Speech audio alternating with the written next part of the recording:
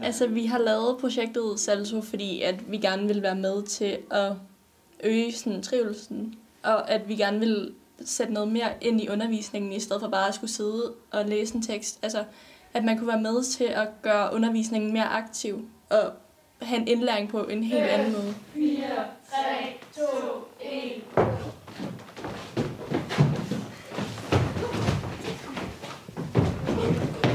Ja, altså sådan for at øge trivslen og få noget aktivitet ind i timen, som Mathilde også sagde, sådan, ja, så det ikke igen bare er at sidde og læse en bog eller et eller andet. Salto, det er jo noget, man måske ikke har hørt så meget om før. Det er specielt, fordi at alle får lov til at være med, og man får lov til at sige sin mening, hvad man synes er sjovt, og få lov til selv at udvikle lege. Formålet med Salto er, at man får mere fysiske aktiviteter med i undervisningen. Går I seng efter?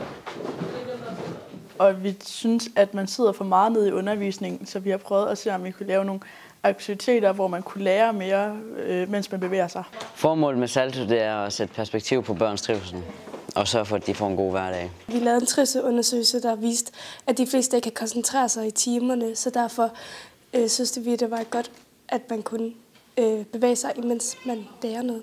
Det, der gør Salto specielt, det er, at man føler, at man er en del af noget, og jeg synes, det er specielt, fordi at man kan snakke med en masse mennesker, som man ellers ikke vil kende.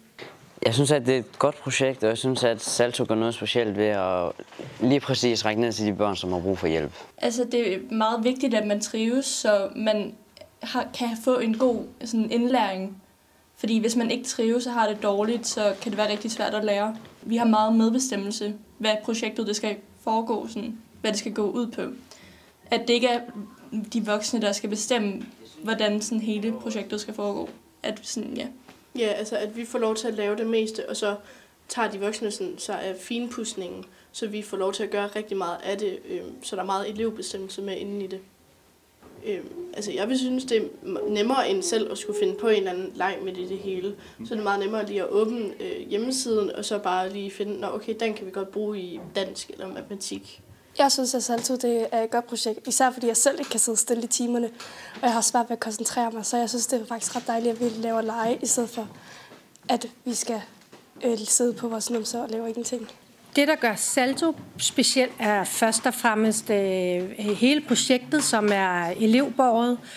Selve navnet Salto, som står for sundhed, aktivitet, læring, trivsel og optimisme, det er elevernes egne ord, der er sat sammen til en titel på projektet, som handler om at arbejde med elevernes generelle trivsel på tværs af skoler. Det er fælleselevrådet, der står for det. Det er rimelig specielt.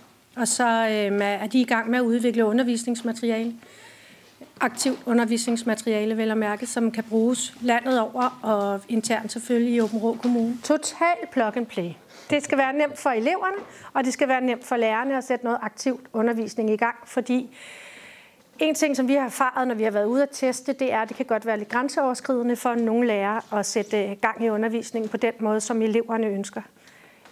Og med sådan et system plug and play, se en video, print jeres materiale, så bliver det bare lidt nemmere for både elever og lærere.